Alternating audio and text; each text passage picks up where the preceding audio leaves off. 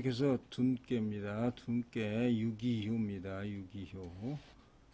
둔여, 전여, 승마, 반여. 둔여, 전여.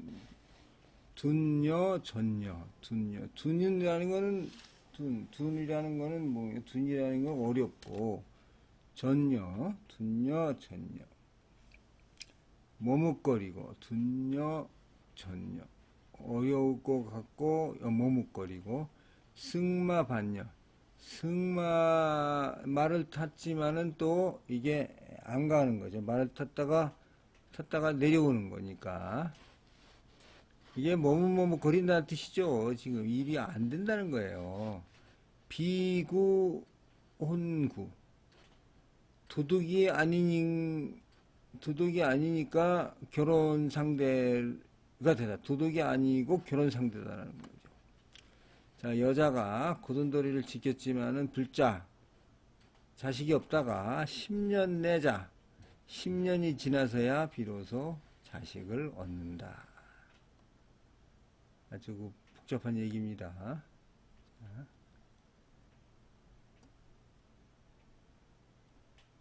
다시 한번 둔여 어렵고 전여 머뭇거리고 승마 말을 탔다가 반여 다시 내려오고 해서 뭡니까? 이게 도둑이 아니고 이게 결혼 상대가 되는 거죠. 처음에 도둑인 줄 알아서 지금 이거 둔여 반여거든요. 둔여 전여. 도둑이다. 난 도저히 안 된다. 말 탔다가도 가고 왔다 갔다 했는데 사실 도둑이 아니고 결혼 상대자였다. 여자가 고든도리를 지켰지만 자식이 없었는데 10년이 되자 이제 자식이 생겼다는 얘기죠.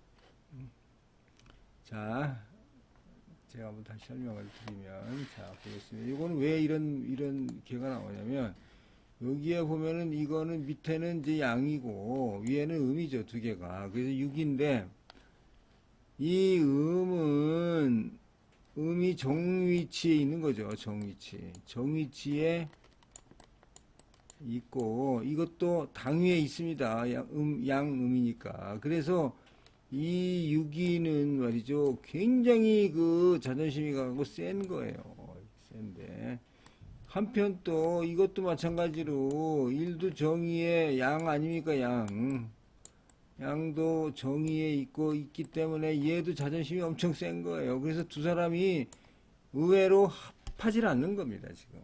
서로 의심하고 아무것도 못하겠다는 거예요. 자존심 때문에. 그래서 일이 이루어지지 않는 거예요. 말을 타도 내려오게 되고. 근데 나중에 알고 봤더니 적인 줄 알았더니 이게 혼인상대 플러스 마이너스 이게 양하고 음이 혼인상대가 되는 거예요. 그래서 여자가 이제 애를 안 갖다가 10년이 나이가 어느 정도 지나서야 그 자식을 갖는다 이런 뜻이 되는 거죠. 그래서 여기 있는 이육이 입장에서는 저기 초구에 대해서 지금 이렇게 갈등이 있는 상황이다라는 뜻이 담겨 있다라는 생각을 가지시고 이 주자 해석을 들으시면 이해가 좀 빠릅니다. 자, 보겠습니다. 반은 머뭇거리며 나아가지 않는 모습이고 자는 시집오락입니다. 그래서 여자는 시집가기를 허락하거든 비녀를 꽂고 자를 짓는다. 자, 이 얘기가 나옵니다. 여자는 시집가기를 허락하거든 비녀를 꽂고 자를 짓는다. 유기효는 음유중정으로 위에 응이 있으나 초구인 강이죠. 초구 강을 타고 있기 때문에 어려움을 당하여 머뭇거리고 있는 것입니다.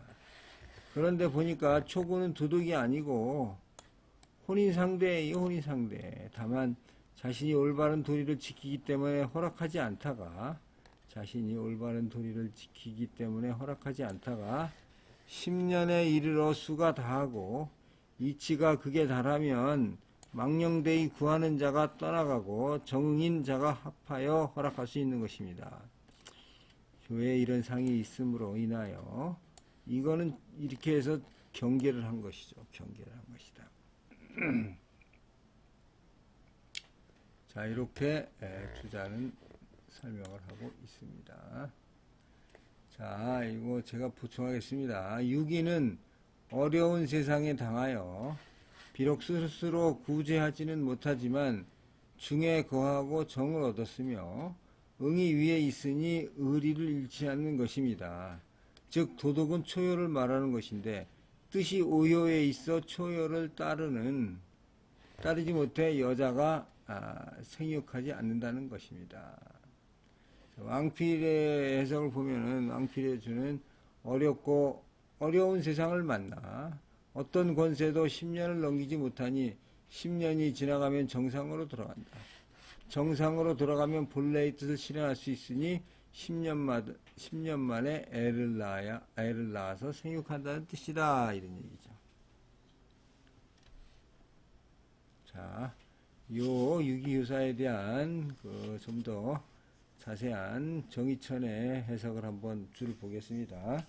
정의천은 유기는 음의 수로서 둔의 세상에 처하여 비록 정은 구오가 위에 있으나 맨 아래에 있는 양과 가까이 있어서 핍박을 받음으로 어렵게 여기고 머뭇거리는 것이다. 여는 어조사다. 말은 가고자 하는 것이니까 정을 따르고자 하다가 다시 내려와서 나아가지 않는 것입니다. 반은 분포한다는 뜻이니 말에서 내림을 반이라고 하고 말과 거처를 달리하는 것이다.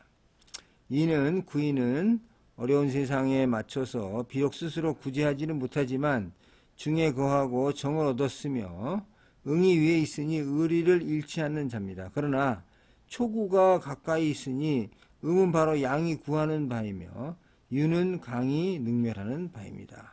유가 어려운 때를 당하여 진실로 스스로 구제하기 어렵고 또 강양에게 핍박을 당합니다. 그러므로 어려움이 된 것이니 가령 도둑에게 핍박을 당하지 않는다면 가서 혼인상대를 찾게 될 것이다. 혼인상대는 정응이고 도둑은 이치가 아니다는 얘기죠. 그래서 구인은 중정을 지켜 구차하게 초구에게 합하지 않으니 이 때문에 생육하지 못하는 것이다. 만일 정도를 굳게 지키고 변치 않아 10년에 이르면 어려움이 극에 달하면 반드시 통하게 되니 이에 정응을 얻어 생육을 할 것이다.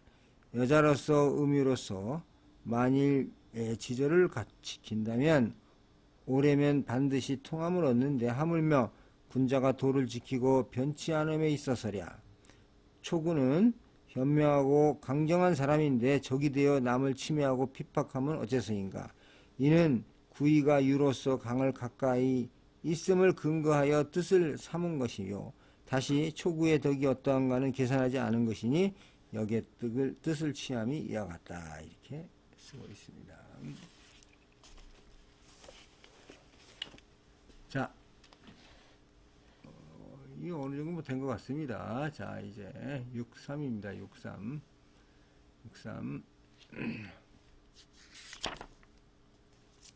6.3은 증록무.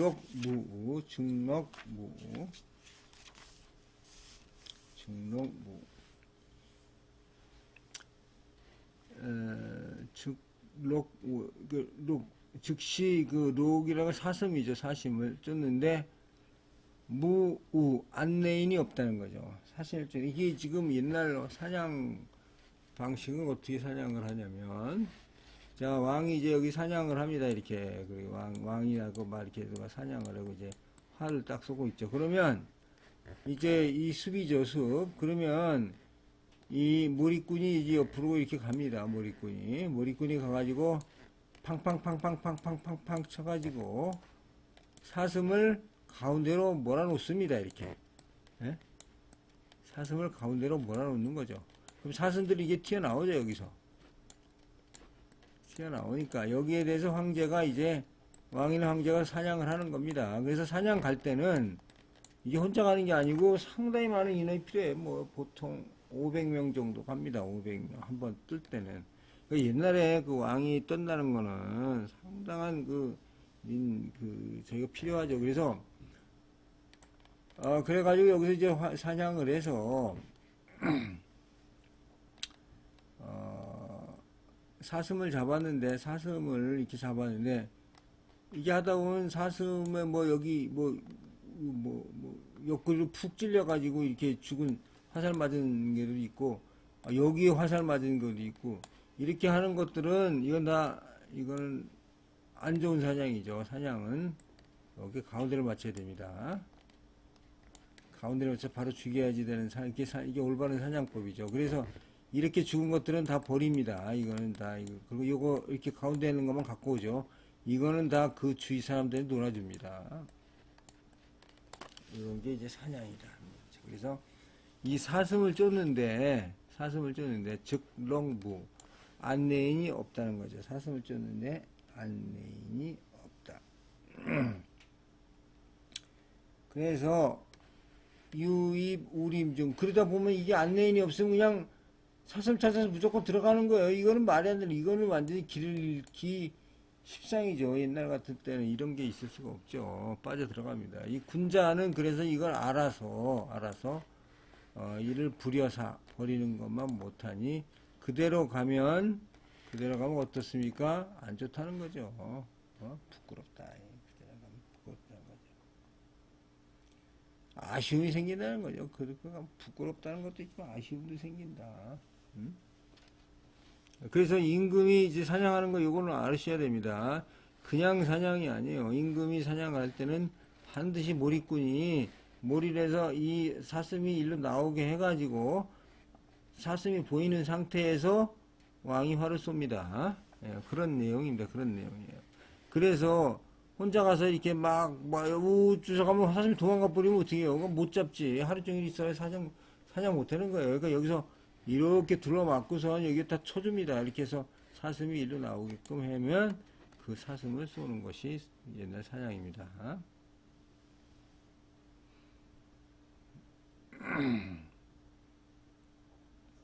자, 주자 해석 보겠습니다. 육삼효는 음이고 유이며 학계에 있으며 중경하지 못하고 위에 정이 없어서 망령되이 행동한다는 거예요. 자, 육삼효는 이게 지금 있게 되어 있지 않습니까? 이렇게. 이게 음이죠, 음이니까 유하다. 근데 학계에 있는데 요게 양자리에 음이 있으니까 중정하지 못하고 윗계에 또 이렇게 음이 있으니까 양이 없어서 정응이 안 돼서 이게 망령되이 행동하여 공공함을 취하니 사슴을 쫓되 이게 안내인이 없어서 숲속으로 빠져들어가는 상이 되는 거예요. 그래서 군자는 이것을 보아서 버리는 건 못하니 만약 쫓아가고 버리지 않는다면 반드시 부끄러움에 이른다는 거죠. 이거는 큰일 나는 거죠. 말이 안 돼요. 점치는 자에게 부당 이렇게 하라고 경계한 것이 되겠습니다. 자, 이거에 대한 그 왕부지 해석 좀 보겠습니다.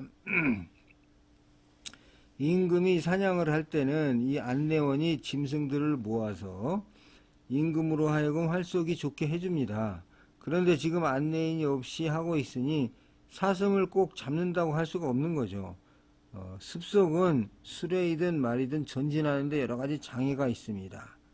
이 육삼효는 이 둔께의 정께인 진께의 체제를 완성시키는 것이며 나아감이 효입니다. 그런데 상육효가 궁벽한 음으로써 이에 대해 상응하지 않고 획계인 감계 물가수 감계가 험난함이 앞에 놓여 있으니 가더라도 없는 바가 없고 장애되는 바가 있습니다.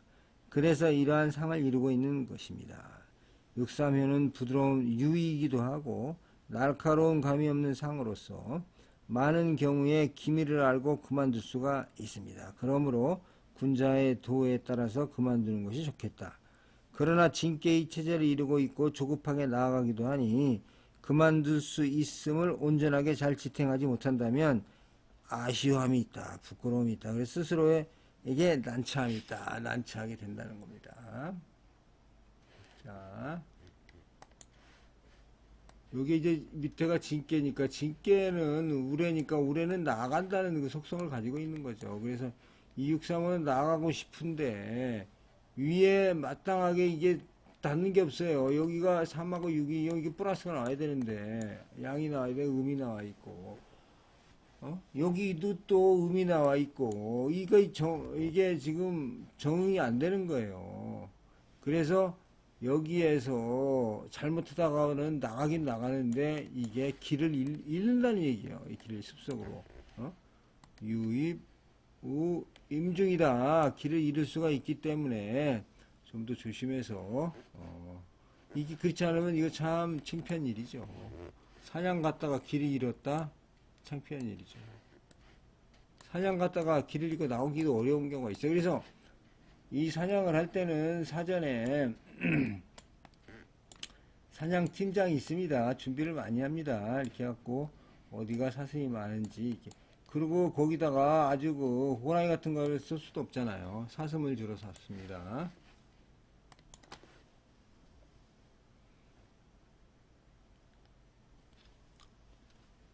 자, 그 다음에 육사입니다. 육사요. 육사요는 승마 반려. 아까 반려가 내리다는 걸 승마 말을 탔는데 내린다. 말을 팠는데 내린다. 나가지 않는다. 여기서 승자라는 말은 일반적으로 이게 승자라는 거는 이 말을 네 마리의 말이 끄는 마차를 승마라고 합니다. 승마 반여 말을 탔는데 가지 않고 내리는데 구혼구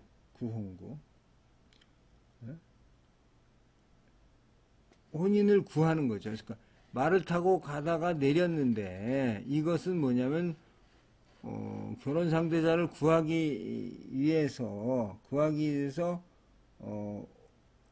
하는 것이니까 왕길 가면 길하고 무분리 이롭지 않음이 없다는 거죠. 그러니까 이 말을 타고 이렇게 쭉 가다가 내렸는데 이것을 내린 이유가 나아가지 않는 이유가 그런 상대를 구하기 위한 것이죠. 그런데 그래서 구하러 가면은 길하고 이롭지 않음이 없다 그런 뜻이 되겠습니다. 자, 주자 설명입니다. 육사 음이죠. 어려움이 있으니 위로 나아가지 못합니다. 그래서 말을 타되 나아가지 않는 상이 되는 것이다. 그러나 초구가 고든도리를 지키고 학계에 있으면 자기에게 응함으로 그 점이 아래로 홍구를 구하면 기람이 된다. 지금 요 사가 홍구를 누굴 봅니까? 지금 자기의 응하는 요 초구를 보는 거예요. 초구. 요거를 구하해서 요게 홍구죠. 홍구. 이 혼인상대 마이너스 플러스니까 혼인상대를 구해서 하면 이게 길하다 이런 뜻이 되겠습니다.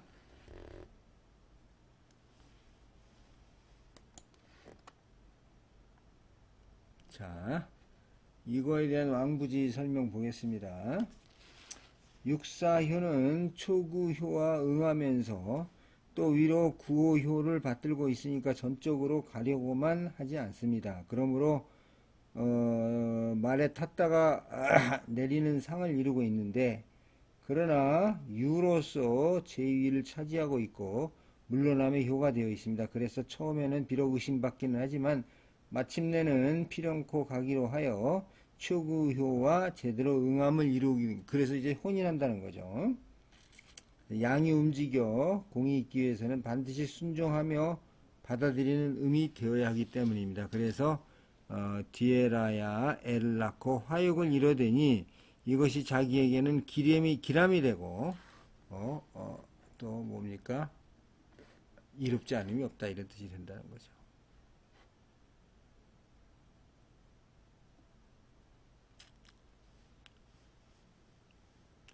둔기고 구호효입니다. 구호효는 이것도 좋은 자리죠. 지금 양에다가 중정에다가 당이 다 갖추고 있는 아주 좋은 자리입니다. 둔기고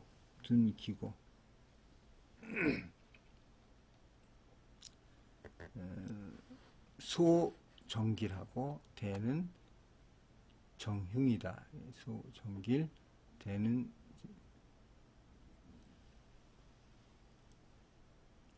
자, 둔기고 고는 베풀다는 뜻이 베풀다.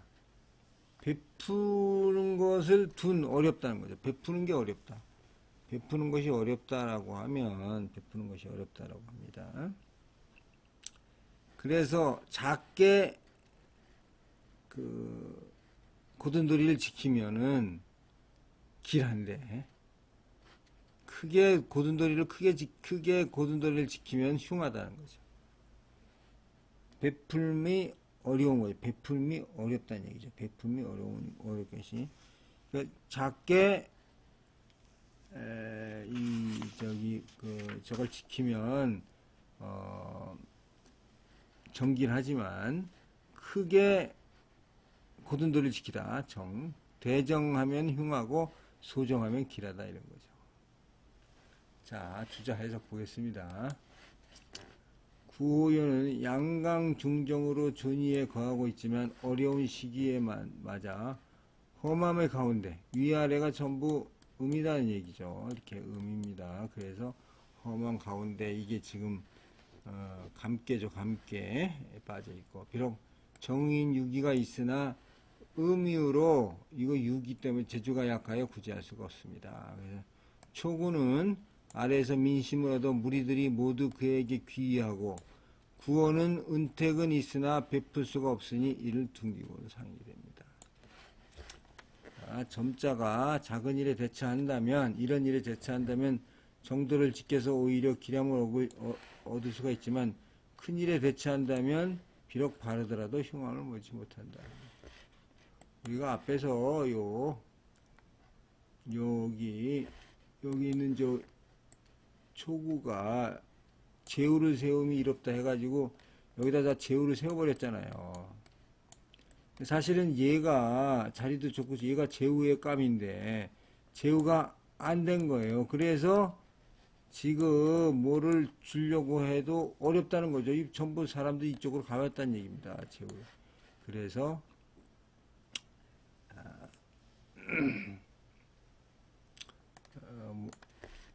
이렇게 이런 게가 나오는 거죠. 이게 베풀기가 어렵다. 그래서 적게 고든도리를 지키면 길하지만 크게 고든도리를 지키면 큰 일을 하면은 흉하다 이런 뜻이 되겠습니다. 자, 이거에 대한 정의천을 볼까요? 비슷하죠. 뭐 정의천은 주자가 비슷하기 때문에 왕부지 보겠습니다. 왕부지. 이게 고라는 거는 여기서 이제 고라는 거는 이게 어떤 혜택이 여기 혜택을 베푸는데 어렵다 이런 뜻인데 자 물이 물들을 윤택하며 하는 것이죠. 이 둔기고라는 거는 이게 지금 이게 물 아닙니까? 물이 요 안에 있는 사물을 물을 윤택하게 만드는 것이다 이런 뜻이 되겠습니다. 이거는 물 숫자고 여기서 고든도리를 지킨다 하면 물들을 올바르게 함을 말합니다. 구호연은 비록 양의 강으로서 중정의 덕을 지니고 있지만 지금 상육에 의해서 엄폐되어 있고 험난한 속에 빠져 있으니 가서 이렇게 할 수가 없습니다. 우레가 치고 구름이 일었지만 그때뿐이고 때가 절실히 필요로 하는 비는 내릴 수 없는 상입니다. 그런 때에 초구효에서 호의의 임무를 맡기고 자신은 할 수 있는 것만을 골라 조그맣게 물들을 올바르게 하는 공을 세우기를 시도한다면 꽉 찬 경륜이 서서히 훗날의 효과를 거두게 돼서 길하지만, 그렇지 않고 만약 모든 사물들을 하루아침에 크게 이렇게 고든도리를 지키는 것을 추구한다면 음들의 험난함이 서로 경중을 다투면서 풀리지 않을 것이니 틀림없이 흉함에 이르고 말 것이다. 그러므로 인과 의라는 미명을 얻는다고는 하지만 하루아침에 엄습하듯 취할 수가 없습니다. 초음에 새싹이 터서 막 땅 위로 올라오자마자 무성해진다면 틀림없이 거센 바람과 찬비에 의해 꺾이고 마는 것과 같습니다. 초구는 미약한 양이어서 이러한 험난한 속에서 들어와 도와줄 수가 없다. 이렇게 하고 있습니다.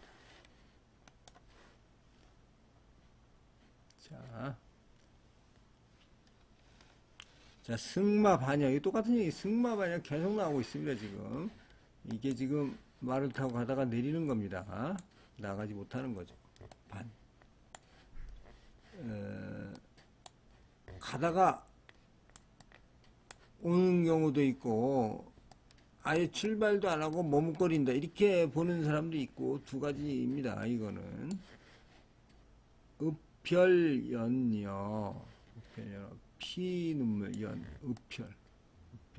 피가 흘러서, 피가 흘러가지고 줄줄 흘러내리는 읍별연여. 피눈물을 줄줄 흘린다. 아, 이거 무서운 표현이. 피눈물을 줄줄 흘린다. 이거는 뭐냐 말이죠. 이거는 자, 응으로 아래에 응함이 없고 둔께 마지막에 처하여 나아감에 갈 곳이 없으니까 걱정하고 두려울 뿐이다. 그래서 이런 상이라는 얘기죠. 그러니까 이게 맨 위에 있는 이것은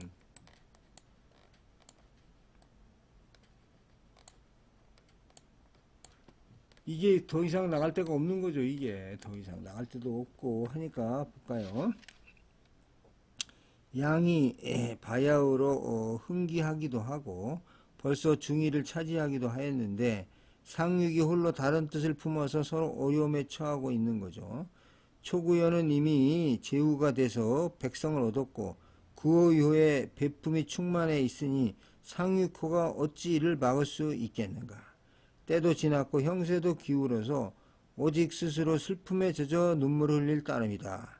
소리조차 내지 못하고 눈물을 줄줄 흘림을 피눈물이 줄줄 흘러내립니다. 이 피눈물이 진짜 피눈물이 아니고 진짜 엎드려서 그냥 막 이렇게 소리조차 못 내고 우는 거 이게 정말 피눈물 나는 거죠.